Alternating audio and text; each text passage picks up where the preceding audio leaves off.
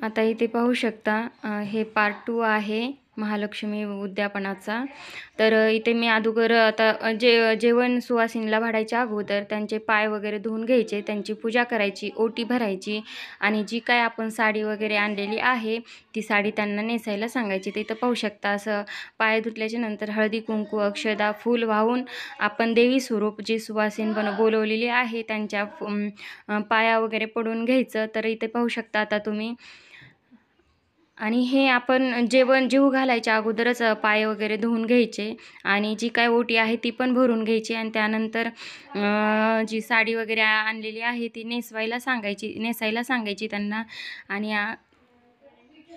त्यानंतर इथे पाहू शकता हळदी कुंकू वाहते, जी साडी आणलेली आहे साडीला हळदी कुंकू लावायचं, देवीला अगोदर दाखवून नंतर मग जे काय साडी आपण आणलेली आहे ओटीचं सामान सगळं आपण त्यांना नंतर हे करायचं, ओटीला द्यायचं। तर इथं पाहू शकता आता जी काही साडी आणलेली आहे ती आता मी त्यांना हळदी कुंकू लावून त्यांना आता पहिल्यांदा आपण पदर घ्यायचा आणि त्यांना नंतर मग द्यायचं, म्हणजे असं करतेत नाही का। तर इथे पाहू शकता पदराला असं हळदी कुंकू लावून घेतलेला आहे आणि त्यानंतर आता त्यांना नेसवायला द्यायचं।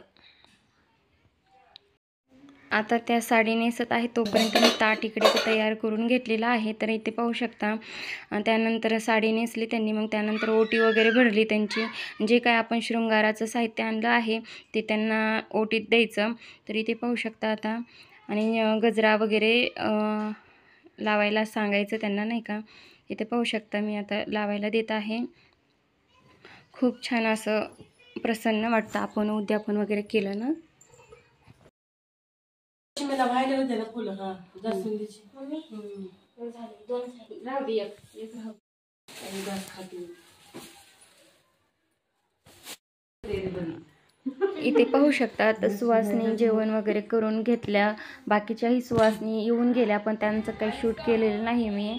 आणि इथे पाहू शकता त्यानंतर आरती 7 वाजता होते पण मला 7 वाजता येता आलं नाही कारण सुवासिनी आल्या होत्या आणि आल्याच्या नंतर मग खीर वगैरे खायला दिली, मग थोड्या गप्पा वगैरे केल्या बोलल्या त्या, मग त्यानंतर मग आरती झाली होती। मग 7:30च्या नंतर मंदिरात गेले, बाबांचं दर्शन वगैरे घेतलं। महादेवाला मंदिरात जाते मी दररोजचं, तर महादेवाचं तिथं मूर्ती पण आहे तर तिथं मी पूजा वगैरे करून घेतली पाहू शकता तुम्ही।